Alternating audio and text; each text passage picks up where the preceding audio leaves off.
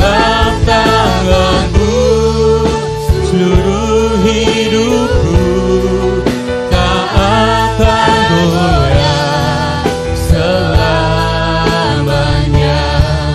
tak akan goyah selamanya, tak akan goyah selamanya.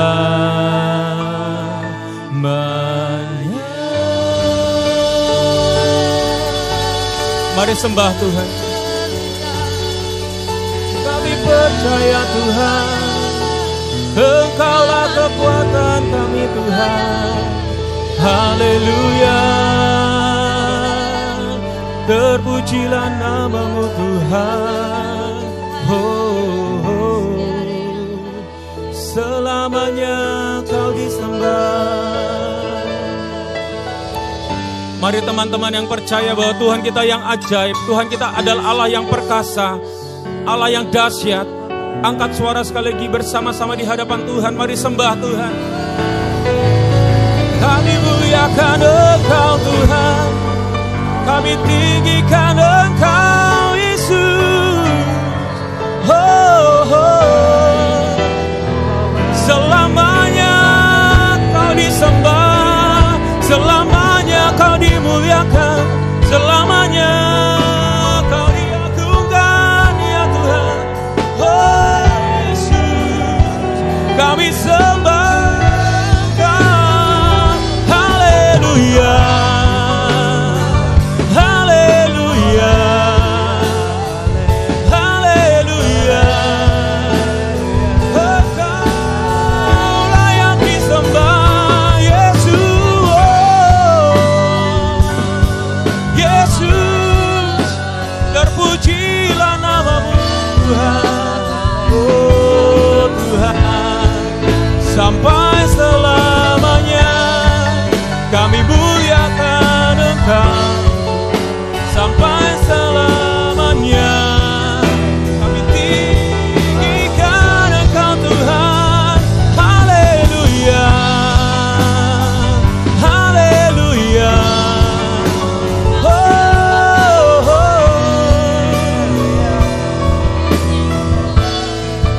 Sampai selamanya kami tinggikan Engkau Tuhan.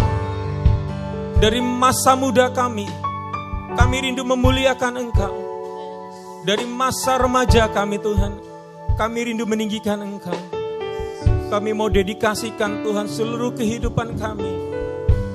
Hanya satu tujuan, yaitu menyenangkan hati-Mu, memuliakan nama-Mu, meninggikan nama-Mu sepanjang hidup kami. Terima kasih Bapa. Sore hari ini kami mau duduk diam di bawah kaki-Mu Tuhan, mendengarkan isi hati-Mu. Yalah kami boleh bersama-sama dikuatkan iman kami, dikuatkan roh kami Tuhan. Kami boleh bersama-sama bertumbuh di dalam Engkau. Terima kasih Yesus. Kami mengucap syukur hanya di dalam nama Yesus. Teman-teman semuanya yang diberkati Tuhan katakan bersama-sama. Amin. Tepuk tangan buat Tuhan. Silakan duduk kembali teman-teman dalam hadirat Tuhan. Terima kasih untuk tim Praise and Worship. Tepuk tangan untuk teman-teman tim Praise and Worship. Untuk Yosua minta tolong stay ya. Iya. Iya, untuk keyboard stay nggak apa-apa. Oke, kalau mau ngasuh nggak apa-apa. Pokok. Oke, sekali lagi shalom teman-teman. Bagaimana kabarnya? Luar biasa ya, kelihatan dari wajah-wajahnya. Kalau orang yang bekas holiday itu wajahnya ceria ya. Kalau udah kebanyakan kerja, kebanyakan kuliah, kebanyakan sekolah, wajahnya tuh udah mulai kayak penat gitu ya, butuh refreshing. Bener nggak teman-teman? Namanya apa? Butuh jalan-jalan ya, butuh holiday ya. Puji nama Tuhan. Teman-teman siap mendengarkan firman Tuhan pada sore hari ini, amin. Juga teman-teman yang menyaksikan secara live streaming pada sore hari ini, shalom teman-teman semuanya. Biarlah teman-teman yang menyaksikan secara live streaming, next Sabtu depan boleh hadir sama-sama supaya tempat ini boleh dipenuhi oleh jiwa-jiwa, amin. Haleluya, puji nama Tuhan. Baik teman-teman semuanya yang dikasihi oleh Tuhan, kita langsung saja kepada firman Tuhan pada sore malam hari ini dengan tema kuasa yang memuliakan. Katakan bersama dengan saya, kuasa yang memuliakan. Mari kita baca bersama-sama firman Tuhan di dalam Mazmur pasal yang ke-50, ayat yang pertama, ketiga, dan ayat yang ke-11. 1, 2, 3. Mazmur Asaf. Yang Maha Kuasa, Tuhan Allah berfirman dan memanggil bumi, dari terbitnya matahari sampai kepada terbenamnya. Allah kita datang dan tidak akan berdiam diri. Di hadapannya api menjilat, sekelilingnya bertiup badai yang dahsyat. Stop dulu. Nah, ayat yang ketiga ini menceritakan tentang kemahakuasaan Tuhan, teman-teman ya. Dia menyatakan dirinya bahwa ketika Allah datang, dia tidak berdiam diri. Di hadapan Tuhan api menjilat. Di sekelilingnya, di sekeliling Tuhan bertiup badai yang sangat dahsyat. Ya. Lanjut ayat yang ke-11. Aku di sini Tuhan ya. Aku kenal segala burung di udara dan apa yang bergerak di padang adalah dalam kuasaku. Nah, di sini Tuhan memperkenalkan dirinya sebagai Allah yang berkuasa. Nah, teman-teman yang dikasihi oleh Tuhan, kita tahu bahwa Allah kita adalah Allah yang maha kuasa. Yang mengerti katakan amin. Allah kita Allah yang maha kuasa. Kedahsyatan kuasanya, kedahsyatan perbuatannya, keagungan karyanya sudah diakui oleh semua makhluk ciptaannya. Jadi semua makhluk ciptaan Tuhan itu mengakui, teman-teman semuanya, kedahsyatan kuasanya, kedahsyatan perbuatannya. Tahukah teman-teman semuanya bahwa alam semesta ini ya, bukan hanya bumi tetapi juga langit ya, yang ada di langit, bintang-bintang, planet-planet, semuanya yang ada di alam semesta ini gemetar di hadapan Tuhan. Karena apa teman-teman? Karena kedahsyatan kuasanya. Tahukah teman-teman bahwa semua makhluk hidup ya, baik yang di bumi maupun yang di atas bumi, yang ada di bawah bumi, yang ada di laut, yang ada di udara, semua ciptaan Tuhan yang kita lihat ya, pohon-pohon, binatang, semua ciptaan Tuhan itu bergetar di hadapan Tuhan. Ya. Dalam segala kedahsyatannya, kedahsyatan Tuhan tergambar bagaimana dahsyatnya kuasa Tuhan. Ya, dalam segala kedahsyatannya tergambar kuasanya. Di dalam segala kedahsyatannya juga tergambar kemuliaan dan keagungan Tuhan. Dalam kedahsyatan kuasanya, semua ciptaannya takut dan gemetar. Tetapi di satu sisi, teman-teman, semua ciptaan Tuhan itu memuliakan nama Tuhan, mengagungkan nama Tuhan dengan cara mereka masing-masing ya, dengan cara ciptaan Tuhan masing-masing yang mungkin kita nggak tahu ya, kita nggak ngerti kalau ternyata ciptaan Tuhan itu memuliakan nama Tuhan. Kita nggak akan pernah tahu kalau kita nggak ngambil waktu untuk kita merenungkan firman Tuhan, merenungkan ciptaan Tuhan ya, mengamati dengan teliti. Makanya kalau kita lagi holiday teman-teman, jangan juga terlalu sibuk kita selfie sana selfie sini atau bikin game, jangan.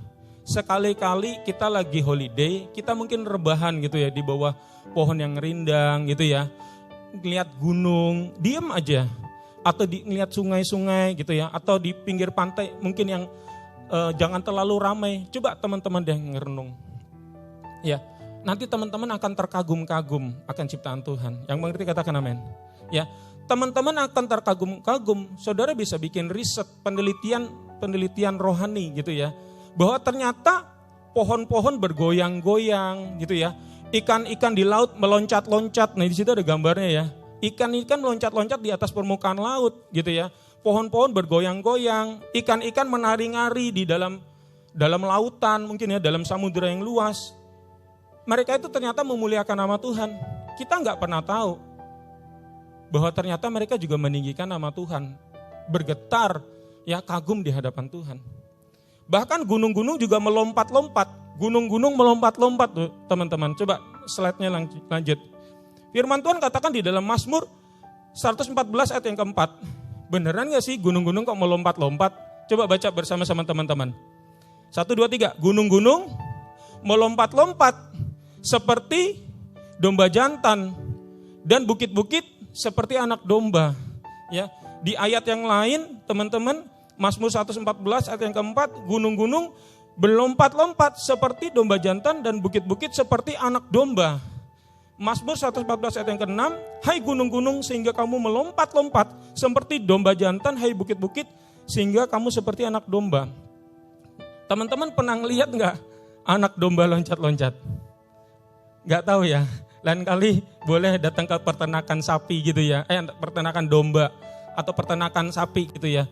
Yang masih kecil-kecil gitu ya, bocil-bocil. Itu waduh, gemes ya teman-teman. Kita ngelihatnya pasti gemes. Dia lari sono, lari sini, girang banget. Nah, teman-teman bayangin, gunung-gunung melompat-lompat kayak gimana coy. Kita ngebayanginnya mungkin gempa bumi di gunung meletus ya. Tapi ini sebenarnya alegoris ya, suatu perkataan yang sifatnya tuh kayak puitis. Yang maksudnya menggambarkan bahwa kalau kita nggak memuji menyembah Tuhan, Tuhan bisa suruh loh gunung-gunung meloncat-loncat loh. Jangan sampai ya, karena gunung kalau loncat beneran itu dahsyat ya. Tapi kalau pohon-pohon menari-nari, ikan-ikan menari-nari ya kita senang lah ngelihatnya ya. Tapi kita melihat bahwa mereka itu tuh memuji menyembah Tuhan. Menggambarkan bahwa mereka itu gemetar di hadapan Tuhan. Yang mengerti katakan amin. Intinya semua ciptaan Tuhan itu memuliakan nama Tuhan. Dengan kata lain, di dalam kuasa dan kehebatan serta kedahsyatan Tuhan, semua makhluk ciptaan Tuhan memuliakan nama Tuhan Yesus. Mari kita berikan tepuk tangan buat Tuhan Yesus. Nah pertanyaannya teman-teman, bagaimana dengan kita manusia ya yang sudah diciptakan oleh Tuhan, sebagai umat pilihan Tuhan yang sudah ditebus dan sudah diselamatkan oleh Tuhan, apakah kita sudah memuliakan nama Tuhan? Ini menjadi pertanyaan buat kita. Ya, ini menjadi pertanyaan buat kita. Apakah kita sudah memuliakan nama Tuhan? Nah, teman-teman sesuai dengan tema pada sore hari ini, kuasa yang memuliakan Tuhan. Kita sebagai manusia yang diciptakan oleh Tuhan, menurut kuasanya dapat memuliakan Tuhan melalui dua cara. Yang pertama adalah, next slide ya. Yang pertama adalah manusia dapat memuliakan Tuhan dengan cara memuji, menyembah Tuhan.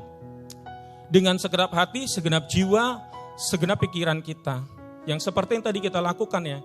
Jadi kita itu dapat memuliakan Tuhan dengan cara memuji, menyembah Tuhan. Dengan mulut kita, terus menari-nari, tadi seperti teman-teman kita para penari ya. Melompat, bertepuk tangan, memuji, menyembah Tuhan, baik diiringi dengan alunan musik maupun tidak dengan alunan musik, ya. Oleh karena itu teman-teman, saya mau mengajak ya jemaat Tuhan, mari kita muliakan Tuhan dengan sungguh-sungguh. Kita tinggikan nama Tuhan dengan sungguh-sungguh saat ibadah sedang berlangsung ya. Jangan nunggu harus disuruh-suruh sama WL dulu, ya. Jangan nunggu-nunggu di komando sama WL dulu. Tetapi biarlah pujian penyembahan kita itu keluar dari hati kita. Karena kita mengasihi Tuhan. Yang mengerti katakan amin. Itu satu cara yang pertama. Dengan cara mulut kita. Yang kedua dengan apa teman-teman? Dengan cara kuasa yang diberikan oleh Tuhan. Nah kuasa yang diberikan oleh Tuhan ini kita dapat pakai untuk memuliakan Tuhan teman-teman ya. Melalui apa? Melalui jabatan atau posisi yang Tuhan percayakan kepada kita. Baik secara rohani maupun secara jasmani. Dalam pengertian ini gini.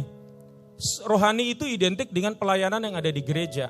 Maupun secara dunia sekuler. Jadi kita dapat memuliakan nama Tuhan dengan kuasa yang dipercayakan kepada Tuhan. Ya, dengan kuasa yang Tuhan percayakan kepada kita dapat melakukan perbuatan-perbuatan yang dahsyat dan ajaib ya. Melalui dengan cara apa teman-teman aplikasinya? Dengan cara tingkah laku kita.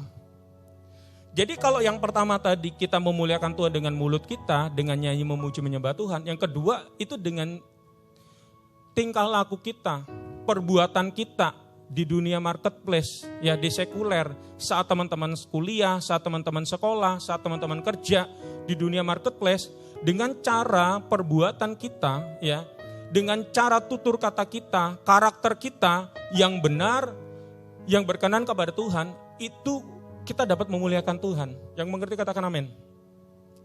Teman-teman mengerti amin? Kalau mengerti amin, katakan yang keras, katakan amin. Ya. Jadi kita harus menjadi teladan, kita harus menjadi contoh, menjadi garam dan terang. Bukan cuma di gereja, teman-teman. Kita seperti malaikat gitu ya. Kita alim gitu ya. Ketika di luar, di sana jadi alam lain gitu ya. Jangan, kita harus sama teman-teman ya. Karena apa? Kekristenan yang sesungguhnya orang bisa lihat di luar sana. Kalau orang dilihat sini, itu udah pastilah di gereja, oh orang Kristen ke gereja. Tetapi ketika di luar sana, itu bisa keciri teman-teman. Mana yang anak Tuhan, mana yang anak hantu gitu ya. Akan kelihatan ini, mau ke gereja berapa kali juga, tapi kalau di luar tingkah lakunya kayak hantu, ya kita juga, orang lain juga pasti akan menolak gitu ya. Maksudnya orang lain gak ngelihat Yesus di dalam diri kita. Mengerti teman-teman? Jadi kita harus gambarkan ya, kita harus gambarkan terutama kita sebagai orang Kristen ya. Jadi saya mau mengajak teman-teman, kita harus menjadi teladan, menjadi garam, menjadi terang, bukan cuma di gereja saja. Di gereja benar, kita juga harus jadi garam dan terang. Bukan maksudnya saling menggarami ya, maksudnya nanti terlalu asin. Saya rasa kita juga harus punya pengertian yang lebih lagi. Kadang-kadang kita di antara anak-anak rohani, maksudnya teman-teman sesama kita anak Tuhan, kita kadang-kadang kita jadi batu sandungan loh, benar gak? Banyak orang-orang, kita ngajak teman-teman untuk datang ke sini aja, itu mungkin butuh effort, benar gak? Butuh tenaga, kita perlu iklan lah, kita perlu ngajak lah, mungkin bikin suatu event-event lain gitu ya. Tetapi bikin mereka keluar itu gampang gitu ya.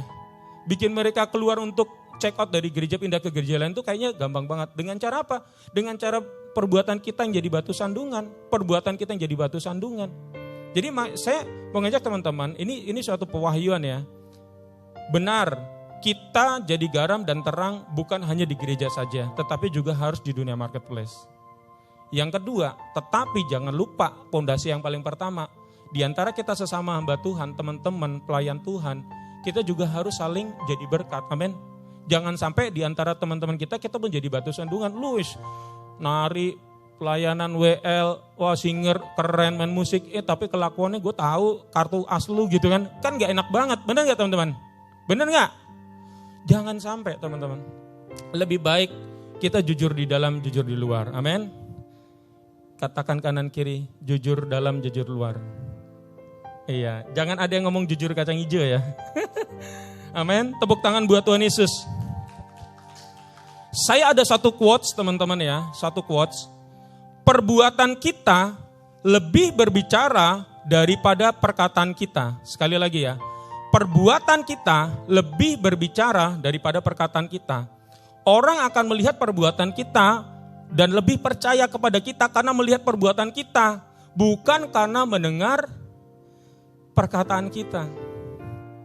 Ngerti nggak teman-teman? Belum ya, belum nangkap ya? Coba ya satu frekuensi dulu, satu sama-sama. Jadi orang itu akan mendengar, dia akan melihat perbuatan kita, bukan karena perkataan kita. Saya mau jelasin di dalam quotes-nya gini. Perbuatan kita lebih berbicara daripada perkataan kita. Sekali lagi, perbuatan kita lebih berbicara daripada perkataan kita. Nah, banyak orang yang dapat berkata dan memberikan nasihat kepada orang lain, ya, atau bahkan menyuruh orang untuk melakukan ini dan itu. Tetapi saat dia sendiri, saat dia yang ngomong ini nih, nyuruh ini sana, nyuruh berbuat ini dan itu, dia sendiri tidak mau melakukannya, maka nasihatnya dan perintahnya itu akan menjadi sia-sia, teman-teman. Dan orang lain tidak akan mendengar perkataan kita lagi. Ya. Kekristenan itu berbicara tentang memberi teladan, ya, memberikan contoh di dalam kehidupan dan memberi buah serta memberi dampak bagi sesama. Tuhan Yesus adalah teladan yang sempurna. Tuhan Yesus menunjukkan kasih yang tak terbatas selama dia hidup dan memberikan hidupnya agar kita yang percaya kepadanya memperoleh hidup yang kekal. Jadi teman-teman gini, kenapa saya bilang gini? Bahwa perbuatan kita lebih berbicara daripada perkataan kita. Banyak orang tuh pintar ngomong, jujur, termasuk hamba Tuhan, pendeta. Banyak yang pintar ngomong, ya, kata-kata bijak itu banyak di luar sana. Saudara bahkan bisa beli buku di Gramedia, pintar nulis, kata-kata bijaksana, nasihat ini dan itu. Tetapi ketika perbuatannya tidak sesuai dengan apa yang dia katakan, apa yang dia tulis, semua jadi nol besar. Mengerti teman-teman? Semua jadi nol besar. Karena orang ngelihat perbuatannya. Percuma kita ngomong suruh ini dan itu, percuma kita nasihatin orang ini dan itu, tetapi perbuatan kita tidak sesuai. Jadi artinya apa? Lebih baik gak usah banyak ngomong, ya, gak usah banyak nasihat ini dan itu. Lakukan aja, action, kasih contoh, kasih teladan seperti Tuhan Yesus. Yang mengerti katakan amin. kasih teladan seperti Tuhan Yesus, dan kita melihat dampak pelayanan Tuhan Yesus sangat luar biasa. Amin. Kita berikan tepuk tangan untuk Tuhan Yesus. Tuhan Yesus itu keren loh. Dia teladan yang sempurna. Jadi dia tuh bukan cuma omdo, ya, bukan cuma omdo. Dia buktikan sampai mati di kayu salib. Itu semua demi kita semuanya. Nah, teman-teman yang terkasih, kalau kita bilang kita sayang Tuhan Yesus, dengerin ya. Kalau kita bilang kita sayang Tuhan Yesus, tetapi kita tidak suka baca Alkitab, kita tidak mau melakukan perintah Tuhan, itu berarti omdo. Berarti kita cuma lip sync, ngomong sama Tuhan. Nanti ketika kita nyanyi, ku mau cinta Yesus selamanya, dari surga, pret, dari surga loh, bukan trompet ya, tetapi maksudnya ngeledek, pret, bohong gitu ya. Ternyata gak suka baca Alkitab, teman-teman. Baca Alkitab aja gak suka. Coba saya mau ajak tanya teman-teman yang suka baca Alkitab mana? Kok angkat tangannya tengah-tengah tiang ya? Kok ragu-ragu ya? Boleh angkat tangannya. Boleh dilihat sama ketua CYM-nya, Kok Clement, Cynthia. Ya. Ya, teman-teman yang belum suka baca Alkitab, mulai sekarang harus suka baca Alkitab. Amin. Baca Alkitab tidak harus disuruh-suruh sama kakak ketua, Kak Clement, Kok Clement. Ya. Cik Brenda, jangan nunggu disuruh-suruh. Jangan harus nunggu diwajibin sampai dibikin grup ABA. Ayo baca Alkitab. Jangan. Kita harus dari diri kita. Kalau kita cinta Tuhan, bangun tidur, kita buka Alkitab. Amin. Jangan pakai handphone boleh, pakai Alkitab yang buku boleh, ya, buku Alkitab. Tapi yang paling penting, baca Alkitab. Jangan baru bangun tidur melek, lihat status WA, lihat IG, lihat apa nih. Bukan, jangan. Itu nanti. Dan saya mau ngajakin gini ya. Yang paling penting adalah kita kualitas. Katakan bersama dengan saya, kualitas. Bukan kuantitas. Kuantitas is okay, penting. Kalau teman-teman bisa baca 2 pasal, 3 pasal, 4 pasal, 5 pasal, is okay. Tetapi kalau teman-teman cuma bisa baca 1 pasal saja, it's okay. Yang penting rutin setiap hari. Maka teman-teman akan bertumbuh secara kerohaniannya. Dan itu saudara akan makin cinta sama Tuhan, akan mengasihi Tuhan. Bahkan kalau saudara kepepet pun, baca aja 1 perikop is okay. Yang penting teman-teman ngerti. Baca Alkitab pelan-pelan dengan sungguh-sungguh. Sehingga nanti teman-teman tuh tahu. Ini saya mau, kita di luar dulu ya, minta izin ya Kok Clement ya, Cik Cynthia ya, 1-2 menit, minta izin, kita keluar dari konteks. Gini, suatu saat gini, saya lagi maaf dikata gitu, lagi BAB gitu ya, lagi BAB. Terus yang saya baca itu tuh adalah firman Tuhan. Tiba-tiba tuh saya gini tuh, saya tuh jealous ya sama rasul-rasul, sama murid-murid, bahkan sama Musa. Yang mana mereka tuh bisa anytime, every time, every day, mereka dengar suara Tuhan. Ya, dengar suara Tuhan. Terus, habis itu saya jealous dong. Tuhan, kok gue gak dengar tuh suara Tuhan tiap hari ya gitu ya. Kok gue gak memandang wajahmu tiap hari ya gitu. Tiba-tiba aku langsung diingetin sama suatu lagu yang aku tulis sendiri gitu ya. Sebab aku percaya bukan karena melihat, namun karena firman-Mu yang selalu digenapi di hidupku. Ku percaya bukan karena melihat, namun karena firman-Mu tiada pernah berubah.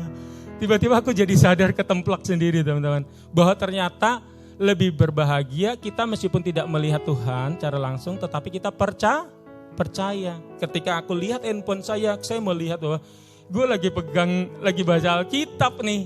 Ternyata Tuhan lagi bicara melalui firman Tuhan yang lagi aku baca.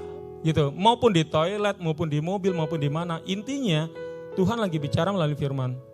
Gimana teman-teman tahu Tuhan lagi bicara sama teman-teman? Gimana teman-teman tahu isi hatinya Tuhan kalau saudara, teman-teman gak suka baca Alkitab? Jangan dengar dari kata orang. Amin. Alami pengenalan pribadi intim dengan Tuhan lebih lagi. Amin. Jangan nunggu pengkhotbah sampaikan firman Tuhan. Itu sebenarnya enggak fresh from heaven. Yang fresh from heaven adalah yang saudara teman-teman alami di dalam ruang doa teman-teman. Amin. Saudara mau mencintai Tuhan lebih lagi? Tepuk tangan buat Tuhan Yesus Kristus. Kita bisa berkata aku mengasihi sesama, ya. Tetapi buktinya mana? Kita ngampuni enggak sama sesama? Kita tolong enggak sama sesama, ya. Jadi semua perbuatan kita itu, ya, semua itu akan dilihat, ya, melalui perbuatan kita. Jadi perbuatan kita akan lebih berbicara daripada perkataan kita. Ini ada satu perhatian yang penting. Next slide-nya teman-teman. Jadi ada beberapa hal yang harus dimengerti dan diperhatikan untuk diaplikasikan di dalam kehidupan kita sehari-hari. Yang pertama, kalau kita dipercayakan oleh Tuhan, diberikan kuasa oleh Tuhan di dunia sekuler. Ya, di dunia sekuler di luar sana ya. Ada contoh di dalam Alkitab di mana Tuhan percayakan kepada orang ini ya, orang-orang yang ada di Alkitab ini, suatu kuasa dan dipakai untuk memuliakan nama Tuhan. Yang pertama adalah Yusuf. Jadi Yusuf teman-teman ya, ada gambarnya, Yusuf itu dipercayakan sama Tuhan sebagai orang kedua di Mesir, di bawahnya Raja Fir'aun. Ya. Yaitu tujuannya apa teman-teman? Untuk memberikan makan kepada seluruh bangsa Mesir, bangsa Israel dan keturunannya. Nah, teman-teman, apa yang dilakukan oleh Yusuf? Yusuf menggunakan kuasa yang dipercayakan oleh Tuhan melalui dia untuk memuliakan nama Tuhan.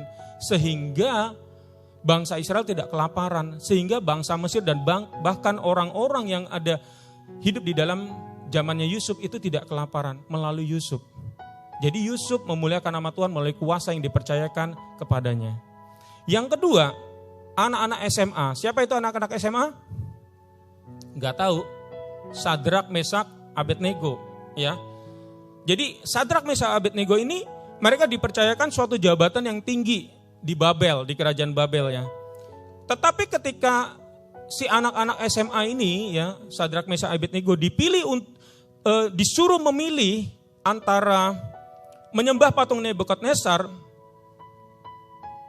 atau mungkin dia menolak untuk menyembah patung Nebukadnezar, meskipun resikonya adalah kehilangan jabatan, ya, kehilangan nama, kehilangan kekayaan, dan harus menghadapi kematian. Yang dipilih oleh anak-anak SMA ini, dia tetap menolak untuk tidak menyembah patung Raja Nebukadnezar. Meskipun resikonya adalah masuk kepada api yang menyala-nyala, itu ada gambarnya ya. Tahukah teman-teman apa yang terjadi? Karena si anak-anak SMA ini tidak menyembah patung Nebukadnezar, dan ternyata di situ ada 4 orang, yang satu adalah Tuhan Yesus. Akhirnya apa? Nama Tuhan dipermuliakan, nama Tuhan ditinggikan.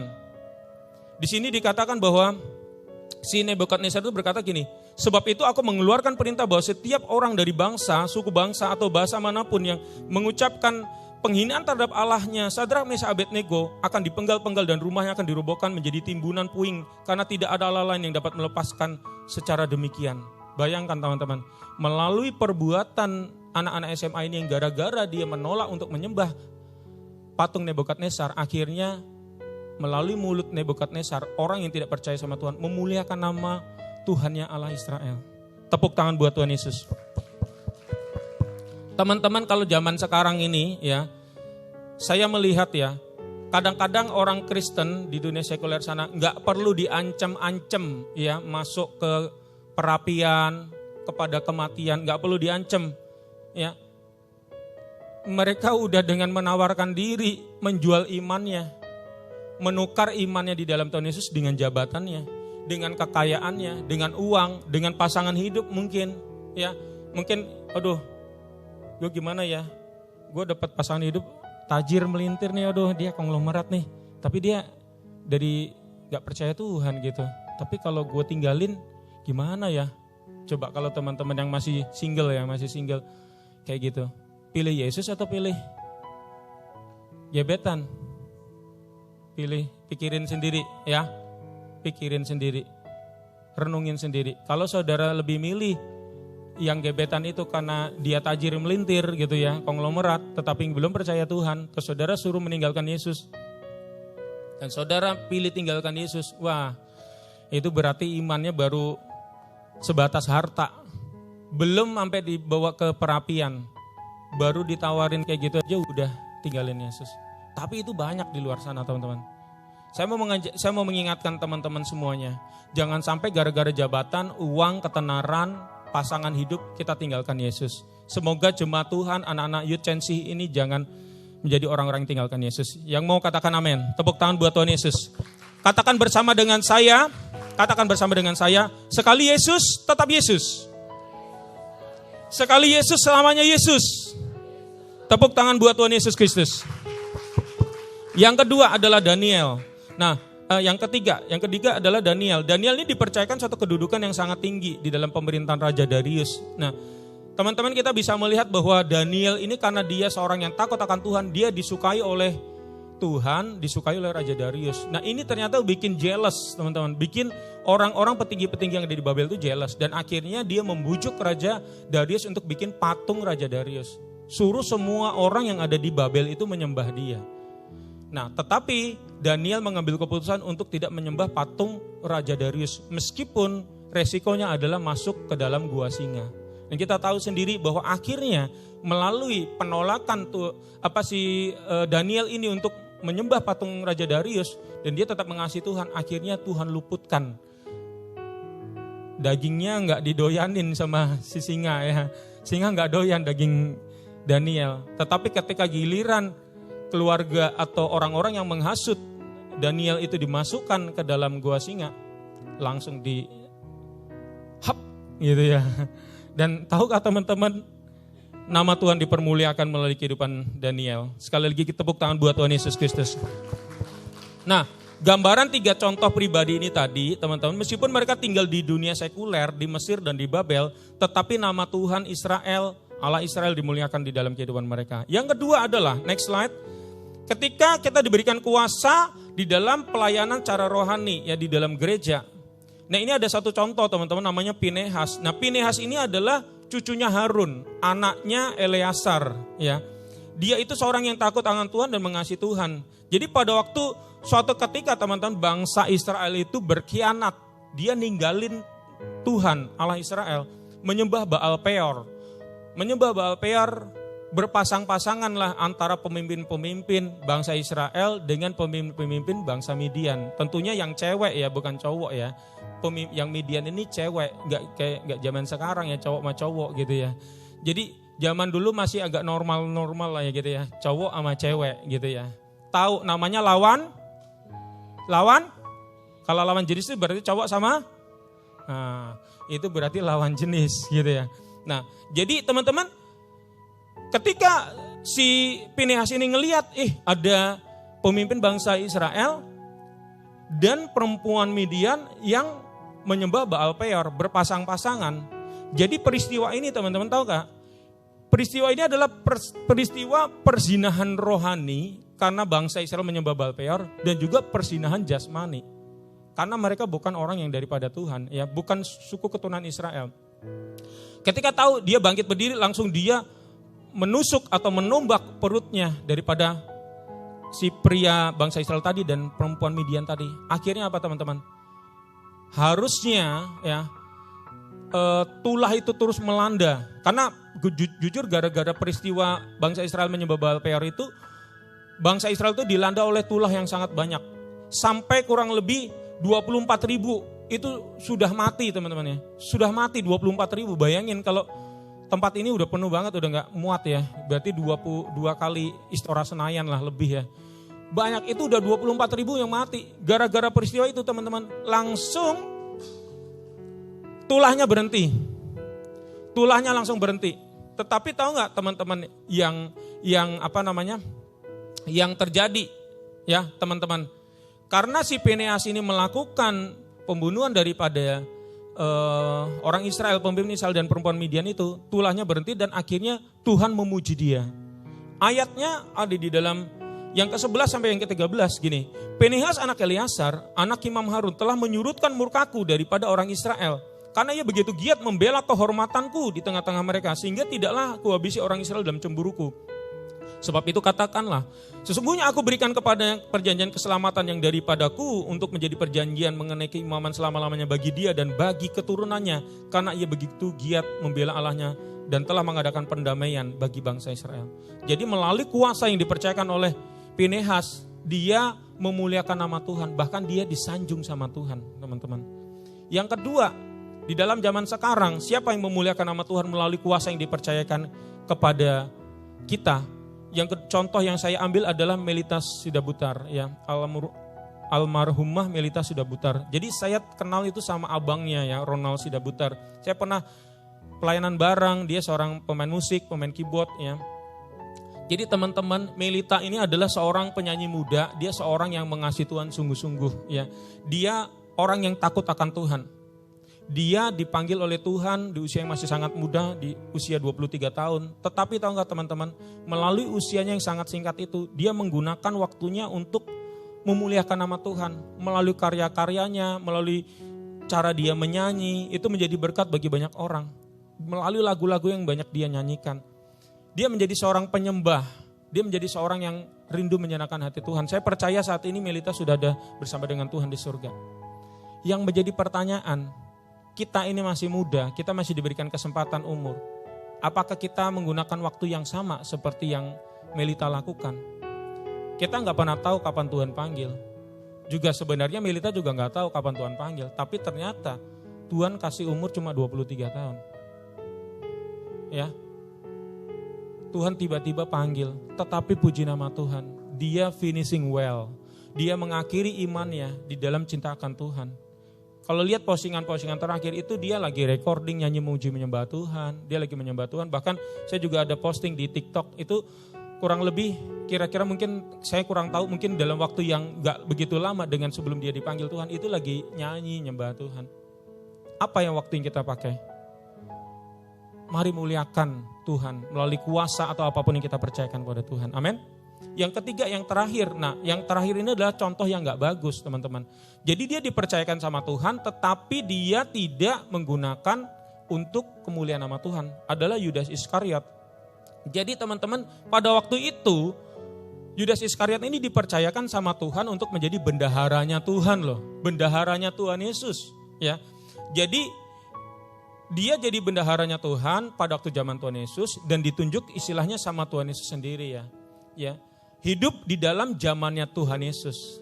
Kalau boleh ngomong bahasa sederhananya gini. Dia tidur bareng, pelayanan bareng, makan bareng, semua aktivitas bareng dengan Tuhan Yesus. Tetapi kenapa dia masih bisa mencuri harta atau uang dari bendaharanya itu sebagai bendahara? Bahkan dia menjual Tuhan Yesus, berkhianat pada Tuhan Yesus. Kenapa seperti itu teman-teman? Karena dia tidak mengasihi Tuhan Yesus, dia tidak takut akan Tuhan dan dia cinta sama uang. Dia menganggap Tuhan Yesus itu bukan sebagai Tuhan, tetapi hanya sebatas guru, sebagai guru, rabi.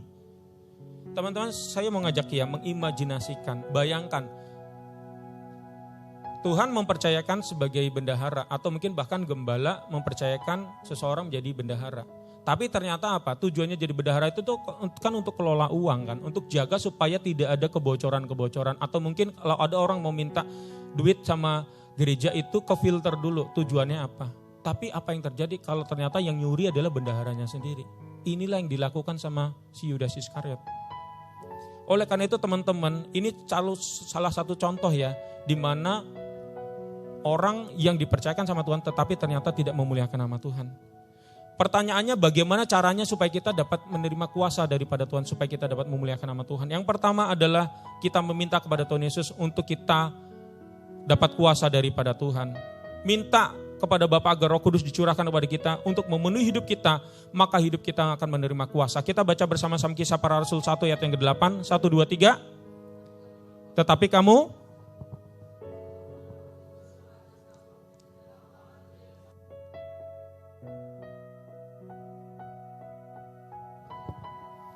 akan menerima kuasa kalau Roh Kudus turun atas kamu. Jadi teman-teman, di sini saya melihat ada dua makna. Yang pertama adalah makna rohani, kita minta kuasa sama Tuhan supaya kita dapat memuliakan Tuhan. Mungkin kita mengadakan mujizat, kita menyembuhkan orang lain dan nama Tuhan dipermuliakan. Yang kedua, kita berdoa minta sama Tuhan naik promosi, naik jabatan ya di dalam pekerjaan. Mungkin caranya kita kuliah lagi atau mungkin kita kerja dengan rajin, kerja dengan jujur, kerja dengan setia. Tapi intinya kita berdoa sama Tuhan, Tuhan aku pengen dong dipromosi jadi manajer, aku pengen dong dipromosi jadi direktur.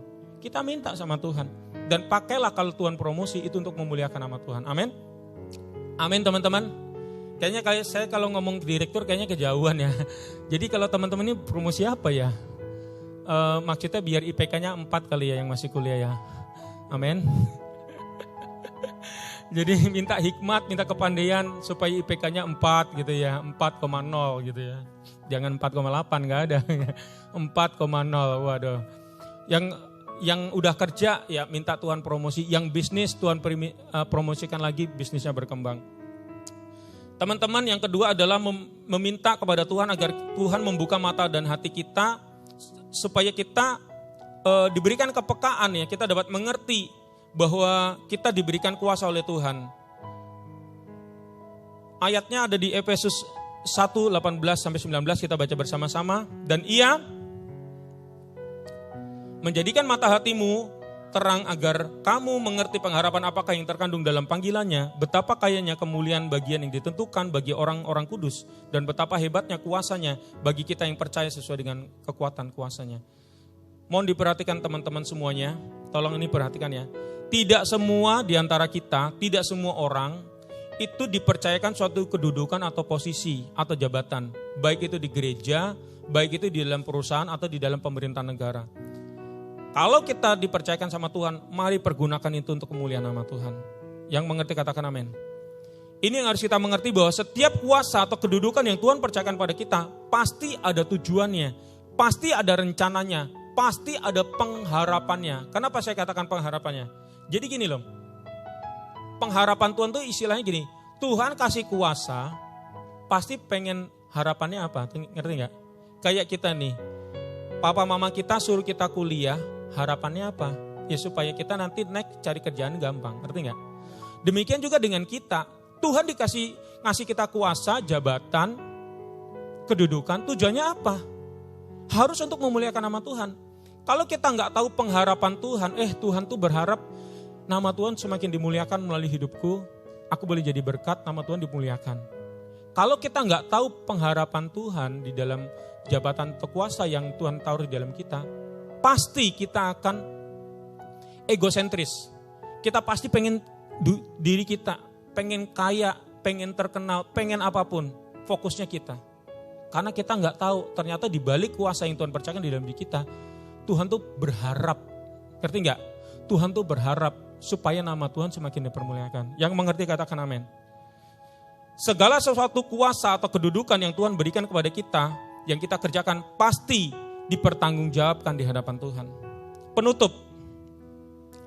Saya ulang sekali lagi ya, setiap kuasa yang diberikan oleh Tuhan, Tuhan percayakan kepada kita pasti punya satu tujuan, yaitu untuk kemuliaan nama Tuhan. Sesuai dengan judulnya ya, kuasa yang memuliakan. Jadi mohon perhatian teman-teman. Saat kita melakukan setiap tugas atau kuasa yang Tuhan berikan kepada kita dengan penuh tanggung jawab, ya, dengan penuh tanggung jawab dan dengan sungguh-sungguh, hal itu semata-mata bukan hanya untuk menyenangkan hati Tuhan dan memuliakan nama Tuhan saja, tetapi hal itu juga memiliki atau menunjukkan suatu sikap respek, suatu sikap hormat kita kepada Tuhan. Nah, sikap hormat atau sikap respek kepada Tuhan ini sangat penting teman-teman, sangat penting.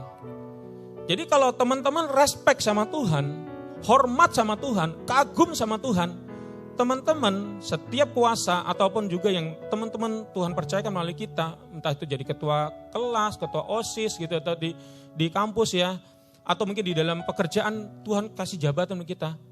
Kalau kita lakukan dengan sungguh-sungguh, itu menunjukkan bukan cuma untuk memuliakan nama Tuhan. Yes, memuliakan nama Tuhan benar. Tetapi kalau saudara lakukan dengan sungguh-sungguh, itu berarti saudara tuh respect sama Tuhan. Ngerti gak?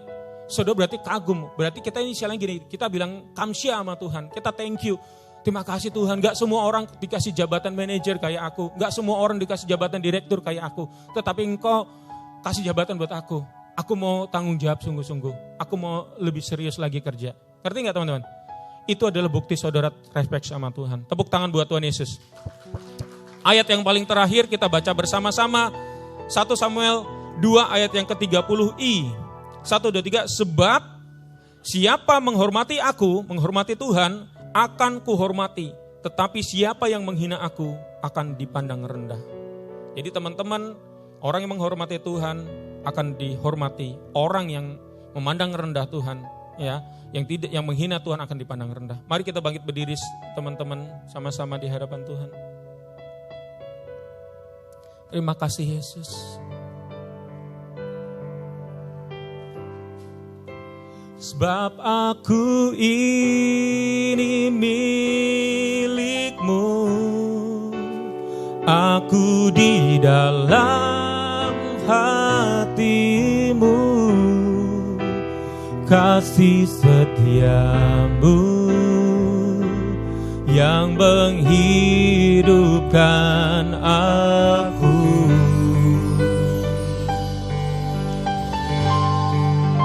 Sebab aku ini milik-Mu, tak ku pertahankan hidupku, biar kehendak-Mu kerjakanlah dalamku. Oh, sebab aku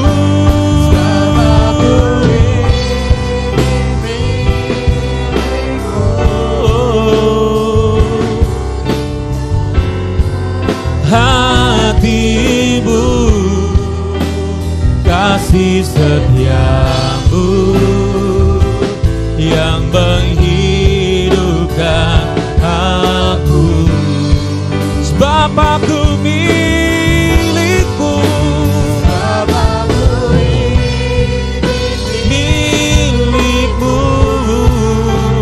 tak ku pertahankan hidupku, biar kehendak-Mu kerjakanlah dalamku. Gambaran bagaimana kita mencintai dan mengasihi Tuhan itu kadang-kadang kita bisa melihat dari aplikasi kita hari lepas hari.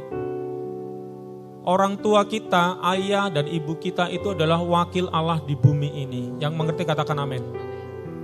Jadi ketika mungkin ayah kita lagi capek, mungkin dia minta tolong diambilkan minum. Mama kita mungkin lagi capek, minta dipijitin badannya. Terus kita excuse, maaf ma, aku capek, minta tolong koko aja, minta tolong cici aja, minta tolong dede aja.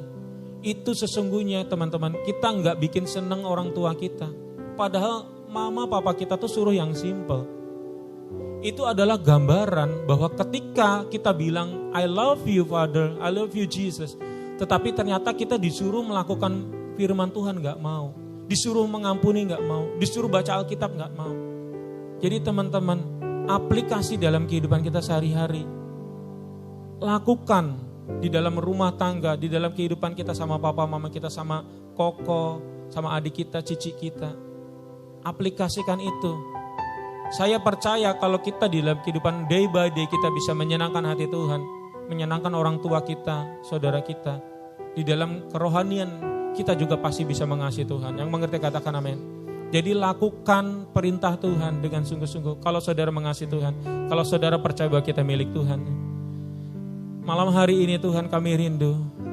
Kami boleh menjadi anak-anak-Mu yang membanggakan Engkau Tuhan, yang memuliakan Engkau. Melalui setiap hal yang Kau percayakan di dalam kehidupan kami. Melalui setiap hal yang Engkau berikan pada kami. Apapun itu kuasa yang Kau berikan bagi kami. Jabatan, atau kedudukan, atau posisi apapun. Kami rindu memuliakan Engkau Tuhan Yesus. Mari katakan bersama sekali lagi di hadapan Tuhan. Yesus Bapakku, oh, Bapakku ini milikku. Angkat tanganmu, angkat hatimu di hadapan Tuhan. Hatimu, kasih setia-Mu yang menghidupkan aku.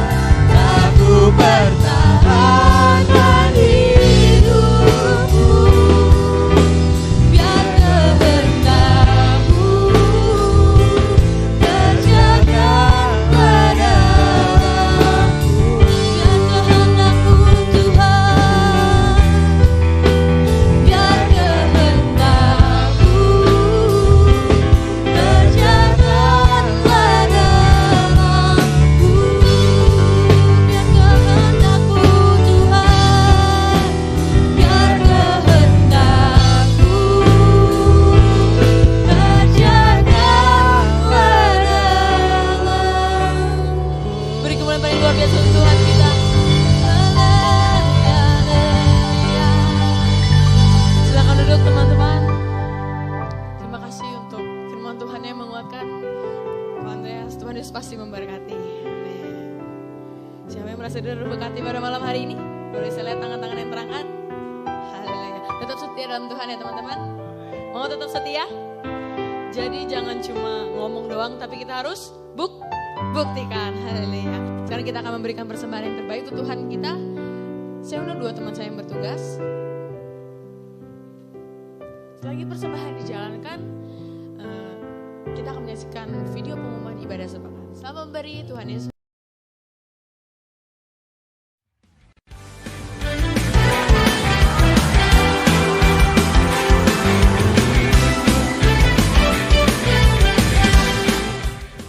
CYM Family, welcome home. Selamat datang kepada teman-teman yang baru pertama kali hadir di ibadah Chance Youth Ministry.